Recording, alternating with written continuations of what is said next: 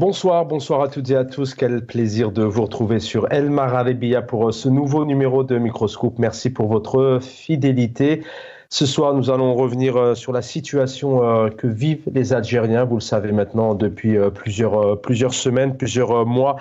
Certains sont en grève, notamment le corps médical, les étudiants, les médecins, les professeurs ont commencé déjà en octobre 2024. Nous allons revenir sur leur situation, un mouvement qui continue. Entre-temps, il y a eu aussi les lycéens et nous allons revenir notamment sur l'actualité puisque certains professeurs, médecins, étudiants ont subi malheureusement la réponse du pouvoir, toujours des méthodes qui durent, non au dialogue, mais surtout place à la répression, une méthode, un ingrédient qui est toujours employé le même par le pouvoir, alors que les étudiants aujourd'hui donc appellent à un mouvement pacifiste. Juste un extrait notamment du communiqué. Nous, l'ensemble des résidents, médecins, pharmaciens, dentistes, nos revendications portent uniquement sur l'amélioration de la qualité de vie des médecins algériens et nos conditions de vie. Nous revendiquons des droits notamment légitimes, essentiels pour garantir notre bien-être et celui de nos familles. Notre démarche est motivée par la nécessité d'obtenir des conditions plus justes et plus dignes et non des intérêts partisans. Voici ce que les revendications des résidents. Et bien évidemment, derrière ces revendications, il y a aussi leur priorité, c'est celle de prendre soin des autres, d'être médecin, de devenir médecin et de pharmacien ou encore dentiste et de prendre soin donc des Algériens et des Algériennes. Nous appelons donc à une compréhension objective de notre mouvement et à un dialogue constructif pour trouver des solutions satisfaisantes, des solutions qui sont pour l'instant toujours absentes, un pouvoir qui est quasiment donc dans la surdité totale. Étudiants, médecins en détresse, le pouvoir répond par la force. Le titre de l'émission ce soir, nous allons retrouver notamment quelques images dans quelques instants. C'est du côté de Ouahra. Nous allons entendre notamment des professeurs, des étudiants qui reviennent sur la volonté, le pacifisme de leur mouvement, mais ils reviennent aussi sur la répression qu'ils ont subie hier, l'emploi notamment de tasers, vous savez, ces pistolets qui envoient des décharges électriques derrière un mouvement pacifique. Voilà notamment encore des méthodes qu'on retrouve malheureusement depuis plusieurs années. On va y revenir avec nos invités pour en parler. Bien évidemment, nous allons évoquer la situation économique et puis l'absence, vous l'avez compris, du pouvoir, malgré un pouvoir qui... Quelques annonces la semaine dernière, la revue El Jish, qui parle d'un pays émergent grâce et avec sa jeunesse. Et on voit qu'aujourd'hui, les lycéens, les étudiants, les médecins, corps important dans un pays, puisque c'est prendre soin des autres, comme je vous le disais, un pouvoir... encore une fois, qui est totalement absent. Mais vous me direz, quand on sait qu'aujourd'hui, les ministres, les chefs d'État, les présidents algériens se soignent, les généraux, les hauts responsables, souvent aussi leurs familles se soignent à l'étranger, ça en dit long aussi sur la situation du pays. Avec nous pour en parler, membre du SATEF, bonsoir Boualem Ziani, merci d'être là. Merci pour l'invitation. Salutations à toutes et à tous. À ceux qui nous écoutent, on va participer en donnant un peu notre avis en tant que syndicaliste et en tant que citoyen algérien. Merci infiniment. Tu es avec nous aussi pour parler de cette crise sociale, puisque derrière la santé, il y a aussi le pouvoir d'achat, mais il y a aussi l'économie d'un pays, c'est aussi l'état de santé d'un État. Lies Djebaili est avec nous. Le plaisir de vous retrouver, Lies. Bonsoir. Bonsoir. Merci pour l'invitation et je salue l'équipe de Maralebia qui assure la couverture. Merci encore. Merci. Merci à tous les deux. Alors, bien évidemment, nous, vous le savez, au sein de nos programmes, nous tendons tant bien que mal de poser les questions qui vous concernent, qui concernent les Algériens et les Algériens. Parfois, des questions qui fâchent pour certains, mais c'est à la réalité du terrain. Bien évidemment, les médias algériens sont totalement absents derrière ces manifestations qui aujourd'hui se passent à plusieurs endroits du pays, du côté d'Alger, de Tizi Ouzou, de Ouahran, de Béjaïa, de Batna, de Blida. Le mouvement continue encore et encore. Le mouvement aussi est appelé à perdurer puisque la CNAPEST appelle le 17-18 février à une grève générale. Du côté de Tizi Ouzou, notamment, la SNTE appelle à 3 jours de grève du 17, 18 et et 19 février prochain. Mais derrière ça, les médias totalement absents. Je voudrais vous faire réagir, Boualem Ziani. Elias Djebaili, c'était donc il y a quelques heures, le ministre de la Communication, Mohamed Meziane, était dans une grande faculté à Alger, notamment devant un parterre de toute une jeunesse estudiantine, l'information, les médias, le journalisme. Et voilà ce qu'il leur dit. Il dit qu'aujourd'hui, l'Algérie donc est attaquée par 9000 journalistes. Écoutez bien ce qu'il dit et surtout aussi la manière et le ton qu'il emploie pour affirmer ses propos.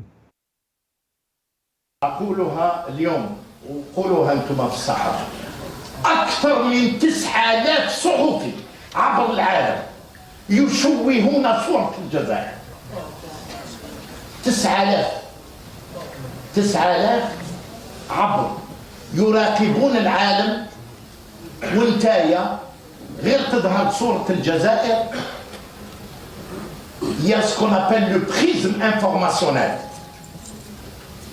هنا الدولة تتدخل باش تدعم وسائل الإعلام.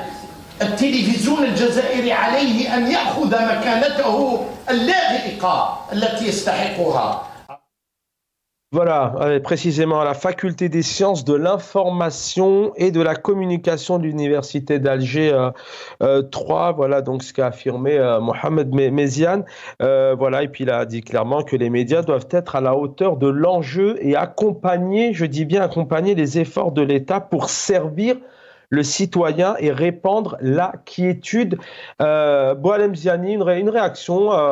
Les médias, bien évidemment, sont importants pour relayer l'information, lancer la réflexion, lancer les perspectives, donner son avis.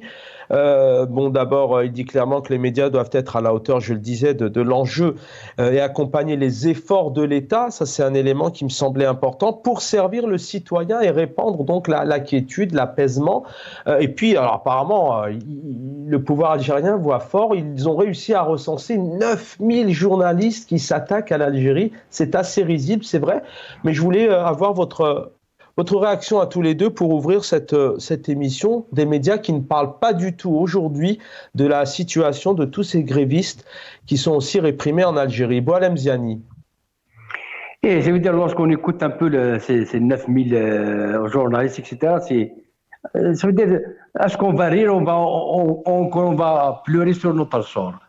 En réalité, c'est que la presse, normalement, elle doit jouer un rôle dans la transmission, ça veut dire donner l'information, c'est les battements de cœur de la société transmis par les médias au pouvoir public. Mais éduquer un peu, faire passer un peu les idées. Mais les dernières années, nous avons remarqué que nous n'avons pas de presse. Et il faut qu'ils comprennent encore ces pouvoirs, que maintenant l'information circule autrement. Ça veut dire, lorsque tu veux chercher l'information, c'est pas comme avant, il y a une chaîne de télévision unique, etc., qu'on ne cherche pas. Il y a la presse qui rentre avec des réseaux Internet, etc. Les Algériens sont branchés. Alors, pour que capte un peu l'intérêt des Algériens, il faut une presse de proximité qui transmet un peu les clés d'intérêt des Algériens, qui donne un peu l'information.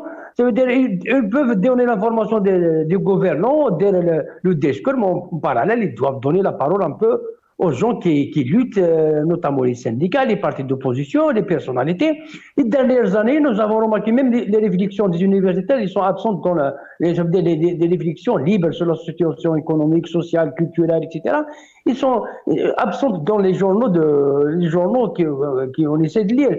Personnellement, je lis la presse. J'essaie de lire, de feuilleter la presse dans les kiosques, j'achète encore des journaux, mais pour rien. Je n'arrive même pas à lire à l'intérieur, sauf des titres d'information intérieure. Il y en a quelle information, parce qu'on connaissant un peu la réalité, c'est des choses, c'est de la brosse, c'est pas normal que ça va fonctionner comme ça, et pourtant on l'a classé comme le quatrième pouvoir, la presse. Alors écoutez, ça veut dire un discours pareil, qu'est-ce que ça veut dire? Ça veut dire c'est le patriotisme à chaud, etc., qui va susciter un peu, alors que un pays se mesure son peuple est bien. Mais maintenant, lorsqu'on remarque ces mouvements sociaux depuis des jours et des jours, l'éducation, la santé et d'autres secteurs qui sont silencieux parce qu'on est en contact avec beaucoup plus les collectivités locales, les travailleurs dans les communes et des wilayas qui souffrent beaucoup plus sans qu'on en parle. Pouvoir un peu s'exprimer, etc. Alors écoutez ce discours, c'est pas normal que ça va continuer comme ça. On peut pas se cacher le soleil avec un tamé. C'est pas normal que ça continue. Ça décourage, ça dégoûte, ça donne pas espoir que nos gouvernants ils ont compris un peu le peuple, ses besoins sociaux, ses besoins économiques, etc. C'est malheureux avec c'est comme ça. C'est malheureux, mais c'est Merci. Ça nous dégoûte un peu. Restez avec nous, Boualem Zani, bien évidemment. Là, on parle de ce secteur, mais il y a des secteurs dont on ne parle pas, et c'est pour ça qu'il est important aussi de vous avoir, vous, en tant que syndicaliste, notamment au SATEF. Lies Djebali, analyste politique, ingénieur économiste, mais aussi homme de médias. Lies, quand vous entendez, d'ailleurs, même en termes de forme, on voit ce ministre de la communication devant toute une jeunesse à l'université, à G3, qui s'exprime de cette manière, derrière ça en annonçant quand même des énormités, parce qu'ils ont réussi à recenser 9000 journalistes. Comment vous réagissez, Lies Djebali, dans la forme, comment il s'exprime avec ces 9000 journalistes, de la propagande, c'est de la paranoïa, quoi. On doit en rire, on doit en pleurer, on doit prendre ça au sérieux.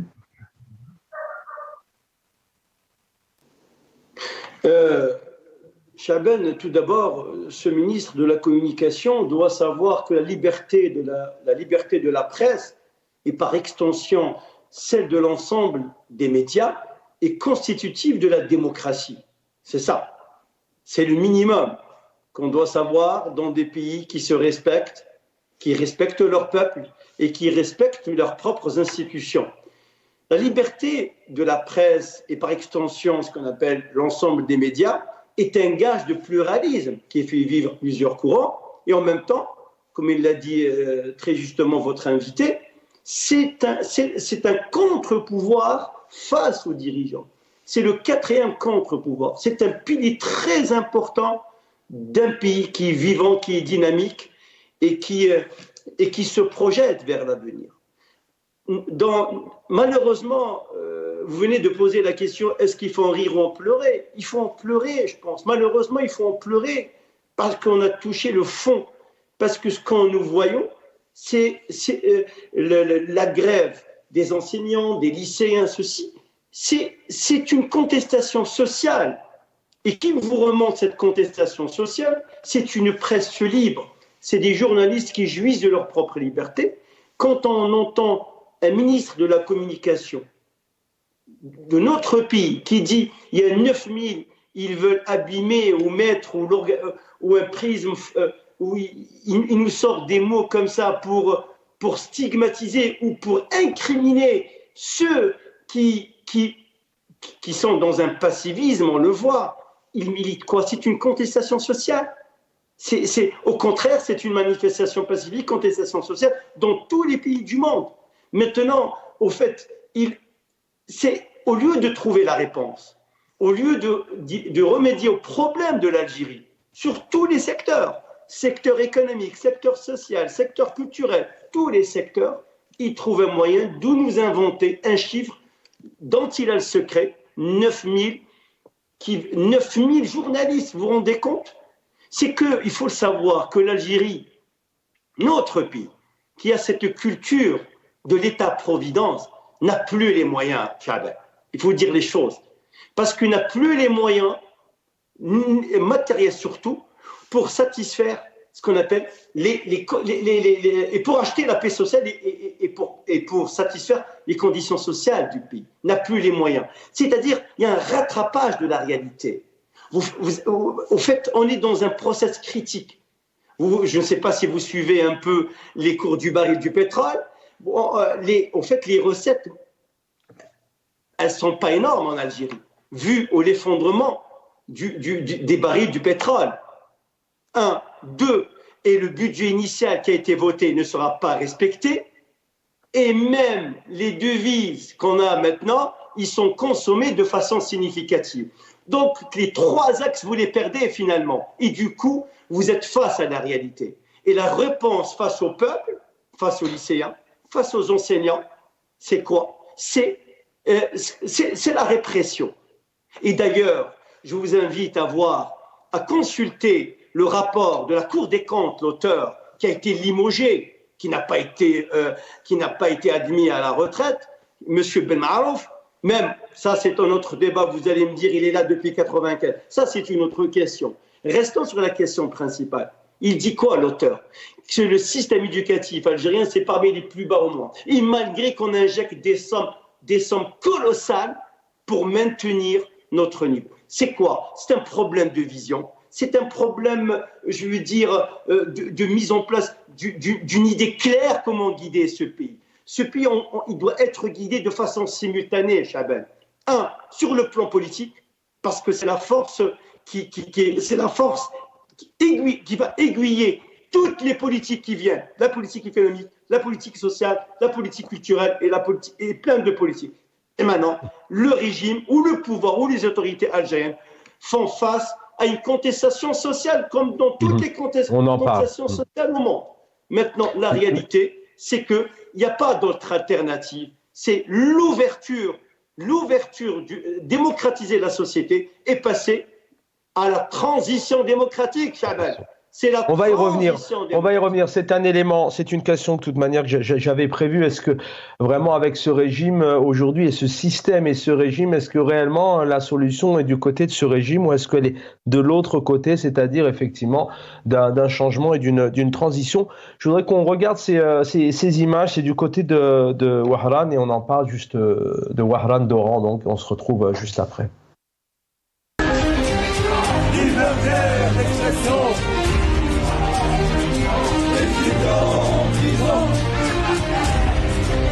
Liberté d'expression.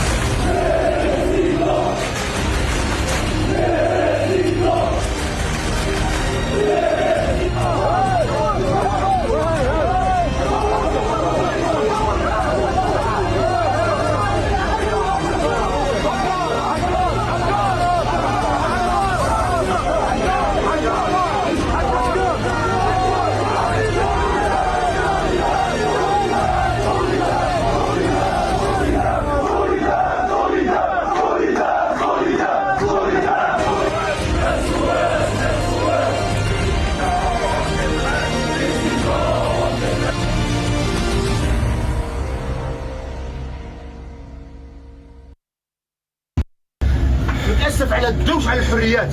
أنا أستاذ، أنا مربي. خرجنا اليوم في وقفة احتجاجية. وقفة احتجاجية سلمية من أجل مطالب شرعية. من أجل مطالب شرعية.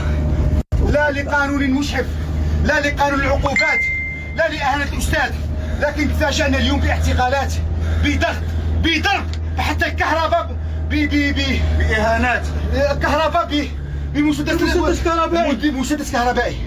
ورانا رايحين. أنا أستاذ، أنا مربي، لكن نضالنا مستمر. ندعو الأساتذة في كل أقطار الوطن إلى التجند، إلى الوقوف كرجل واحد. اليوم هي مسألة تاريخية.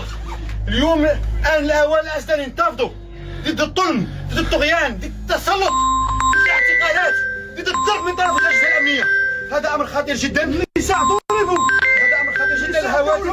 الهواتف.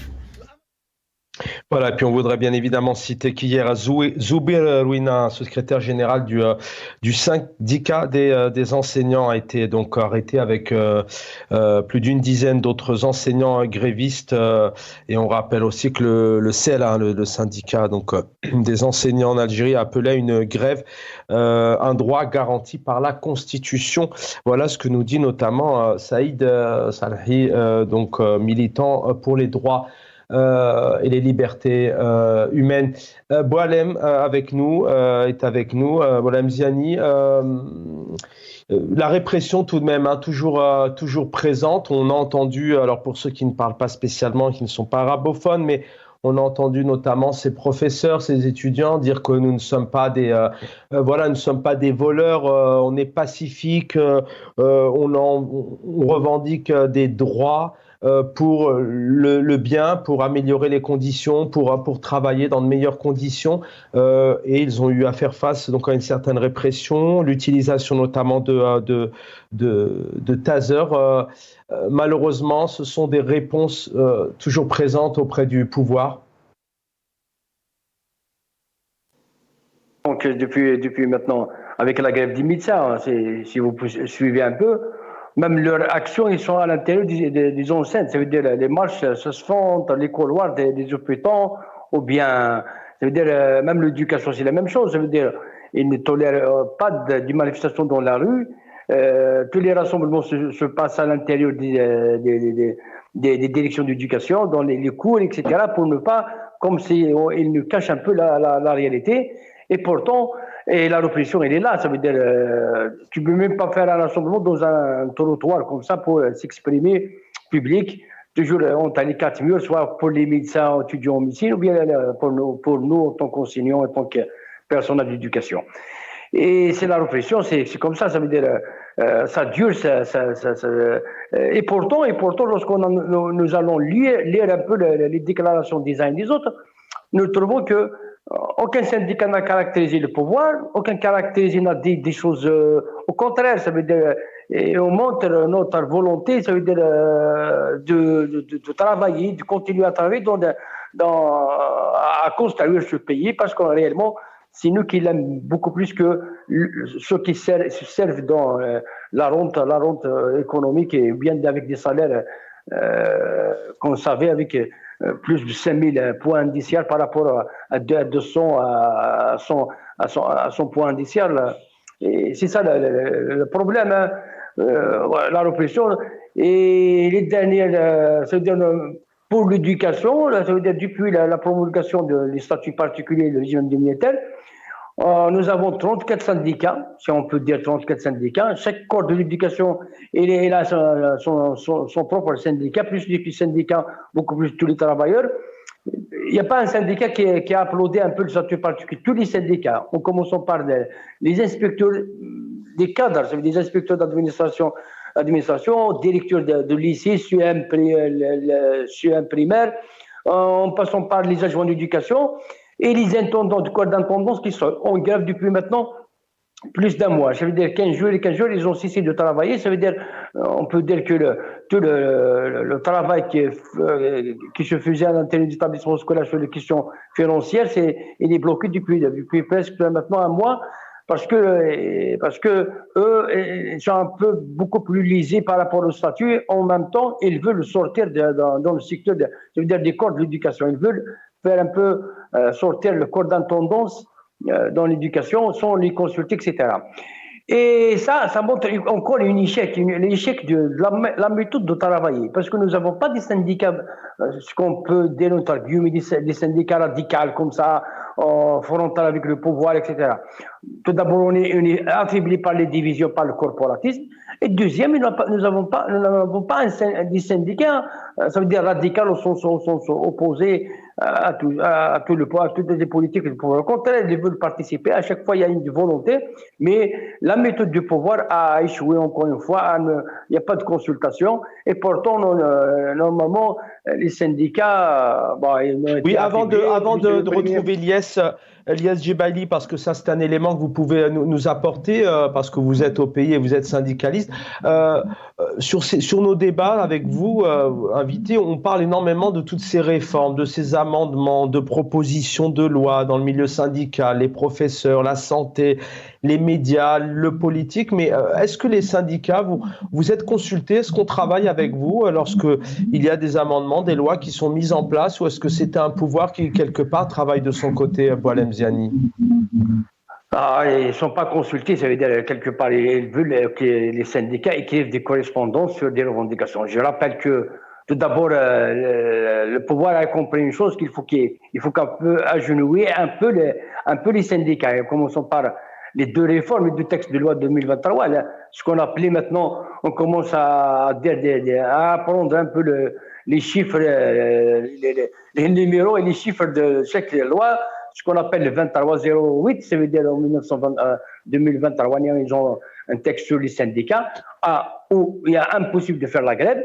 Et le deuxième texte adopté en 2023, on l'appelait le numéro 2302. Ils ont commencé par un peu éliminer un peu toute contestation syndicale, essayer ça veut dire d'affaiblir un peu les syndicats, de les réprimer, impossible de faire la grève, etc. Et les textes de loi qui régissent un peu l'éducation nationale, si je me limite à 2008, ça veut dire ils ont commencé en 2008 à réformer un peu le statut particulier, le régime des maîtres dans l'éducation, après le 030 sur la fonction publique, 0306. Juste après, il y a une contestation. Ça veut dire ils ont commencé à rédiger, à proposer un texte, ils ont promulgué un texte de loi en 2008 qui ne répond à aucune norme. Ça veut dire on a commencé juste après 2008 à réformer, à contester. Ils l'ont changé 4 ans après, ça veut dire en 2012. Depuis 2012, il y a beaucoup de ce qu'on appelle irtilal, ça veut dire il y a des problèmes, il y a des contradictions, ils ne sont pas faits pour une école algérienne digne, de qualité, etc., au service pour servir un peu l'élève, qui est l'essentiel, ça veut dire on est là pour l'élève. Et le dernier, c'est en 2025, ça veut dire en 25-55 et 25-54, celui sur le statut particulier d'éducation, juste après. Maintenant, il y a une commission. Ça veut dire qu'ils ont promulgué un texte sans consultation de même les syndicats. On a tout fait pour qu'on ait un peu l'avant-projet de proposition de la part du pouvoir. On leur a proposé en tant que syndicat. On leur disait dès le début 2000, ça veut dire 4 ans, 5 ans avant, on leur a proposé. Soit on laisse les syndicats proposer des amendements de celui de 2012. Ou bien vous faites votre avant-projet et me proposez pour le débattre. Ils ont refusé de faire ça, ils ont choisi la fuite en avant. Ils ont promulgué les textes de loi en janvier et c'est ce qui a produit. Tous les corps de l'éducation ne sont pas satisfaits, sont dans la rue, sont en grève. La première semaine, les grèves de rassemblement, plus la deuxième semaine, ça a continué encore et encore. Merci. Et pour le vin, c'est clair, c'est un élément important pour aussi nous expliquer un peu comment travaille le pouvoir. Lies Djebali, vous pouvez réagir bien évidemment sur les images qu'on a vues tout à l'heure, encore une fois, de la répression. Malheureusement, vous connaissez bien le dossier, mais je voudrais aussi évoquer un sujet avec vous, car vous êtes, c'est une de vos spécialités dans ce système économique qui dit faire face à une crise sociale, c'est trouver les moyens, les bonnes méthodes, les bonnes orientations, les bons projets politiques avec ce pouvoir, ce système, cette économie. Est-ce que réellement il y a un projet économique en Algérie? Il y a ce change dinar-euro. Enfin, il y a un certain nombre de problématiques, le pouvoir d'achat, les médecins, quelles solutions demain ces Algériens et ces Algériennes pourraient trouver éventuellement dans ce système? Alors, il y a la répression, il y a ce manque de dialogue, Boualem Ziani vient de l'expliquer, mais il y a aussi la façon de faire du pouvoir et son échec économique. Absolument, Chaben. C'est que le pouvoir, je préfère la sémantique parce qu'elle est importante, c'est le pouvoir au lieu du régime, parce que le pouvoir, il est toujours dans l'action et le régime peut ne pas être dans l'action. Donc, le pouvoir algérien essuie des échecs, échec après échec. C'est une cascade, une avalanche d'échecs qu'essuie le pouvoir algérien. D'abord, tout mon soutien à cet enseignant. De quel droit les policiers ou les agents de sécurité sont censés d'agresser un enseignant qui qui milite et qui conteste et qui demande qui conteste pour revendiquer ses droits. Les droits, c'est-à-dire les droits parce qu'il conteste contre les conditions de vie qui sont très très difficiles, parce que ce pouvoir d'achat qui t'emberne, parce que aussi la situation économique est très morose dans notre pays. Donc l'Algérie, qu'on le veuille ou non, subit une crise économique. Elle est dans un process très critique parce qu'elle est dépendante d'une seule exportation, c'est le pétrole et le gaz, quasiment 98%. Est-ce que maintenant les recettes que gagne notre pays, est-ce que c'est juste pour la consommation intérieure? Mais aussi, il faut aussi financer des programmes universitaires, des programmes éducatifs, des programmes sociaux, plusieurs programmes. D'ailleurs, M. Tebboune lui-même, il dit que le droit syndical est garanti par l'État et que l'État s'engage à respecter ce droit. Ce droit, il le dit lui-même. En principe, l'État doit renforcer l'action syndicale, doit renforcer le dialogue.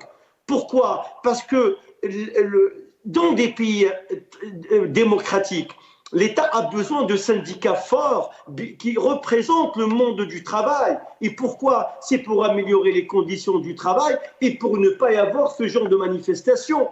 Donc, il faut agir en amont avant de passer à l'action à l'aval. C'est important. Le régime, enfin le pouvoir algérien ou les autorités algériennes ou ceux qui sont derrière l'action gouvernementale ont du mal à mettre en place une politique qui est claire, C'est une cascade de problèmes et de contestations sociales qui traversent notre pays. La contestation lycéenne, la surcharge des programmes, personne n'en parle. Les conditions de vie d'une classe aussi. Il y a 35 élèves dans une classe en Algérie. Je ne sais pas si nos compatriotes le savent. Dans l'extrême sud du pays, vous avez entre 30 et 35 élèves. Il y a même des élèves qui n'ont pas de chaise. C'est des remontées d'informations, des personnes qui sont fiables, qui parlent de leur pays, qui ne sont pas là pour dénigrer dans le but de dénigrer un pays. Au contraire, le pouvoir doit écouter son peuple, ne doit pas agresser.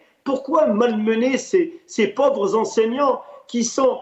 C'est la plateforme, c'est l'avant-garde qui forme des étudiants, l'élite de demain. Mais le régime ou le pouvoir ou les autorités, des fois, la sémantique, elle est la même, Chaban, ne sait que réprimer. Il n'a pas d'autre choix à proposer au peuple. Il n'a pas d'autre politique. Depuis des années, des décennies, nous souffrons de ce régime. Il faut le dire, nous souffrons de ce pouvoir. Le pouvoir, il est incapable de se réformer lui-même déjà. Incapable de se réformer. Qu'en est-il de ce dialogue? Quand on est élu, quand on a été réélu, quand lui, M. Tebboune, a été réélu, il a promis un dialogue ouvert. C'est participer la société. C'est une contribution citoyenne. C'est la démocratie citoyenne. C'est faire participer tous les corps, le corps enseignant, le corps syndical, le corps des économistes, toute la société doit être un bloc monolithique pour pousser le pays vers là-haut. Et ce pays, et ce régime ou ce pouvoir, la seule chose, attention, attention, vous êtes instrumentalisés. Est-ce que vous savez que l'Algérie a perdu le fauteuil au Conseil de sécurité en Afrique au détriment du Maroc? Est-ce qu'on en parle? On n'en parle pas. Nous n'en parlons pas. C'est ça la réalité. C'est que les échecs sur tous les plans, sur le plan international.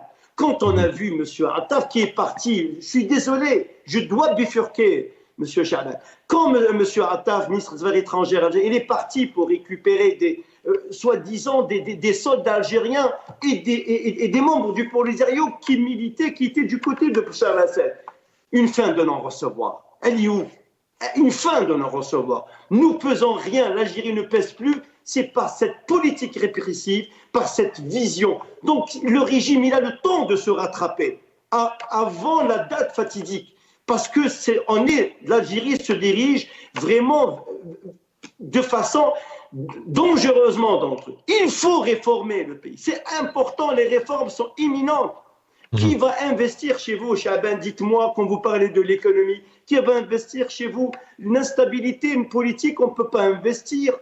Personne n'investit.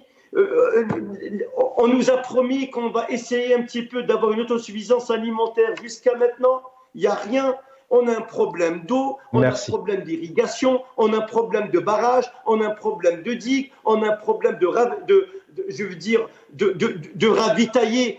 Beaucoup de secteurs, effectivement. Les espaces fertiles, tout ça, c'est un grand problème immense, et on ne peut pas. Et le pouvoir ne peut pas, parce que le pays est beaucoup plus grand. C'est un pays continent. Il faut démocratiser le pays. Il faut participer, je veux dire, des personnes qui sont compétentes, qui veulent travailler le pays, qui ne cherchent que l'intérêt collectif et l'intérêt commun de la nation. Merci Ilyes, restez avec nous. Direction Constantine, on a plusieurs images à vous montrer ce soir. Bien évidemment, nous en avons sélectionné que quelques-unes. Vous pouvez regarder sur les réseaux sociaux, bien évidemment. Du côté de Constantine, donc de la solidarité, notamment entre des médecins et leurs collègues. حرية التعبير عنده الحق يعبر بالطرق السلمية، الاعتصام، الإضراب، الوقفات الاحتجاجية، هادو كلهم حوايج سلميين ياك ولا لا.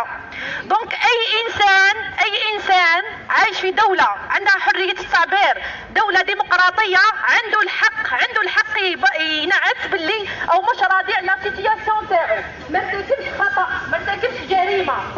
دونك نتوما فما بالك إنه هذا الإنسان راهو طبيب.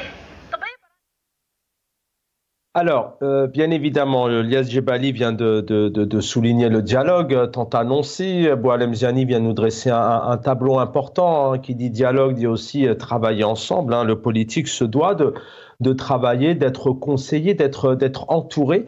Et il y a aussi le pouvoir qui annonce, qui continue, qui propose. On va écouter ici le président algérien qui dit que nous avons tous les moyens, clairement, nous avons les capacités financières et les devises fortes pour soutenir un secteur qui est très important, qui malheureusement a perdu toutes ses richesses en Algérie, c'est celui du cinéma.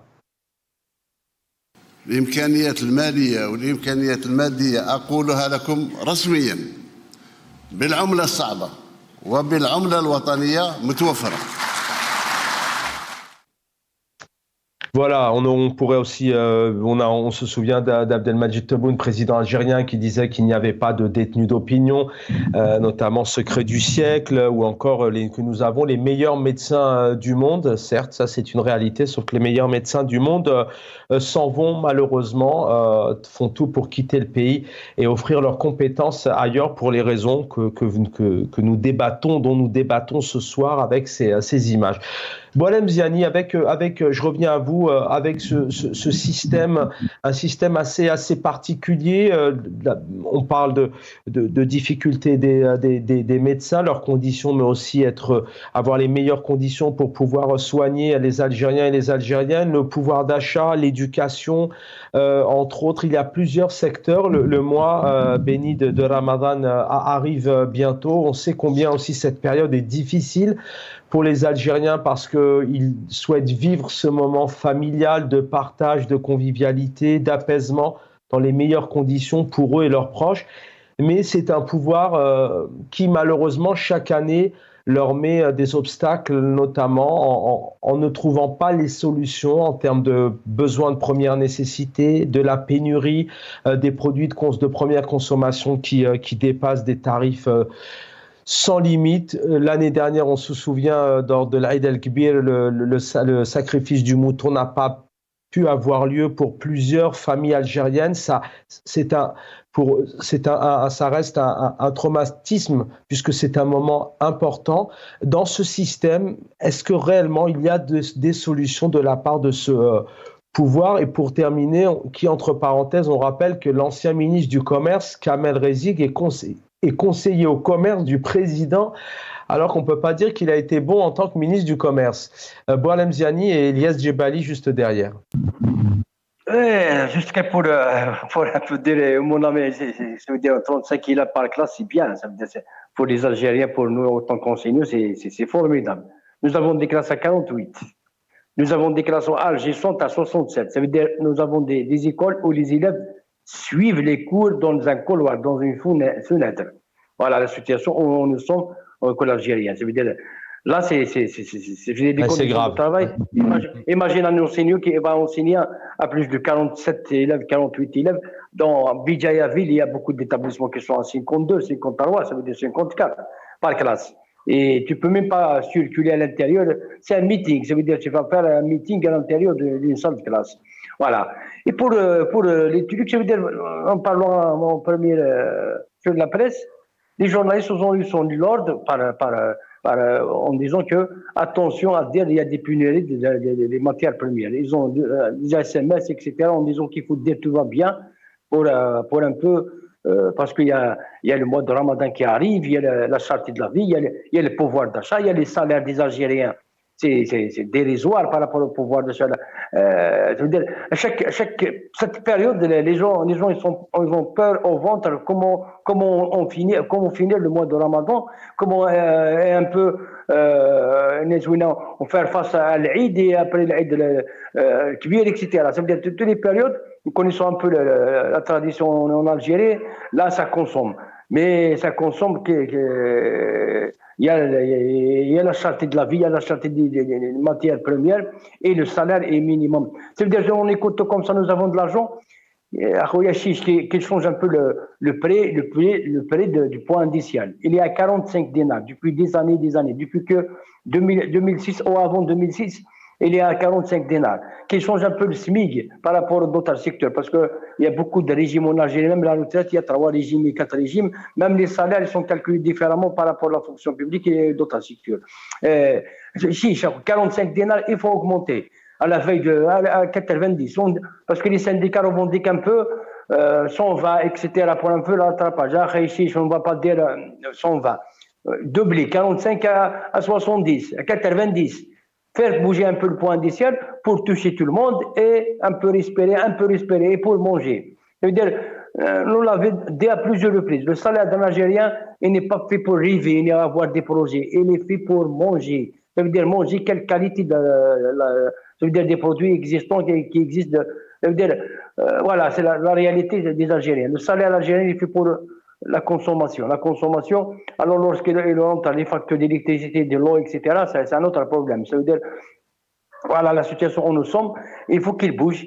Cette méthode-là, la répression, ça ne marche pas. Les libertés démocratiques sont essentielles, les droits démocratiques sont essentiels. Au moins, on aura le droit de dire, ça veut dire un peu de s'exprimer, parce que lorsqu'on était opprimé, plus les conditions sociales sont dérisoires, qu'est-ce qu'elle va produire? Elle va produire des solutions individuelles. Nous avons vu comment les gens travaillent pour s'exiler, ça veut dire qu'ils font leur étude pour s'exiler, et l'Algérie, elle est vide de... c'est ça, c'est leur souhait qu'ils nous disent qu'on va gérer comme ça l'Algérie, elle va devenir la propriété privée des uns. Et les autres vont quitter le pays, il faut qu'ils ouvrent, sinon cette méthode ça ne marche pas, cette répression ça ne construit pas. Il faut qu'il y ait liberté d'expression, il faut écouter un peu les expressions, et il faut ouvrir l'espace démocratique. Lorsque les syndicats négocient, il faut qu'ils les écoutent. Ça veut dire, c'est pas une honte lorsqu'un syndicat a raison. Lorsque les syndicats, ils ont raison quelque part. Je veux dire, lorsqu'on répond aux revendications des syndicats, c'est un problème? Non, je ne pense pas comme ça. Parce que en réalité, c'est les syndicats qui sont les syndicalistes et des militants syndicalistes qui sont à côté de leur base, à côté des travailleurs, qui essaient un peu de dire. C'est pas une honte de répondre aux revendications. On dirait qu'il y a une honte de répondre aux revendications des syndicalistes. C'est ça ce qu'on sent réellement. Syndicat, ça veut dire un partenaire national, c'est des sigles, mais lorsqu'on propose, on formule des revendications juste et légitimes pour la situation sociale, c'est pas des trucs, ils sont trop pacifiques, trop pacifiques. Merci. Les syndicalistes sont en Algérie, il y a pas de, il faut qu'ils les écoutent un peu. Merci, Boualem Zani. Ça marche. Merci d'avoir été avec nous, Lies Djebaili. C'est un pouvoir qui a peur d'entendre, qui a peur d'écouter, qui a peur qu'on lui prenne sa place. Il a les talents, il a les compétences, il a les syndicats, il a le pacifisme, il a le respect, son peuple qui est riche de respect, qui est riche d'envie de changement, de propositions, qui n'est d'ailleurs pas du tout haineux ni envieux de pouvoir, mais il a juste envie de changement et de proposer, mais c'est un pouvoir qui est silencieux. Ce pouvoir a peur d'écouter son peuple. Pourquoi? Parce que perdre sa place. Comment vous voyez les choses? En fait, notre pays a besoin de plusieurs choses. Notre pays a besoin, d'une vraie démocratie. D'une vraie démocratie, pleine et massive. 2, les institutions de notre pays doivent être désalignées de toute intrusion et toute ingérence politique. Je veux dire, c'est des institutions transparentes. 3, l'Algérie a plus besoin que jamais de quoi? D'une intégration effective dans l'économie mondiale, avec suivie d'une vraie volonté politique. Vraie volonté politique d'exportation de production. 4, il faut sortir de cette culture de providence de l'État. La culture de l'État de providence, il faut sortir. Parce que l'Algérie, notre pays, n'a plus les moyens d'acheter la paix sociale et satisfaire tous les besoins d'une contestation sociale, je signale par ailleurs, qui est légitime. Avec le SMIC qui fera les 20 000 dinars, avec le pouvoir d'achat qui est en berne, je me pose la question, est-ce qu'un salarié de la fonction publique arrive à arrondir les fins du mois et s'acquitter de toutes ses factures? Je ne pense pas. Je ne pense pas. Le pouvoir ne doit pas rester inaudible aux revendications sociales parce que tôt ou tard, ce pays devrait être démocratisé. C'est une question de temps, Chaban. C'est une question de temps, c'est la dimension du temps. Elle est entre ses mains. Je reviens quand M. Tebboune disait que il est ouvert au dialogue transparent et inclusif. Et c'est le moment où jamais que cette promesse qu'il a faite suite à sa réélection, il faut qu'elle soit traduite concrètement parlant. Sinon, ça s'apparente à de la poudre aux yeux et une façon aussi de perdre du temps pour notre pays, pour le peuple et pour le pays. Voilà.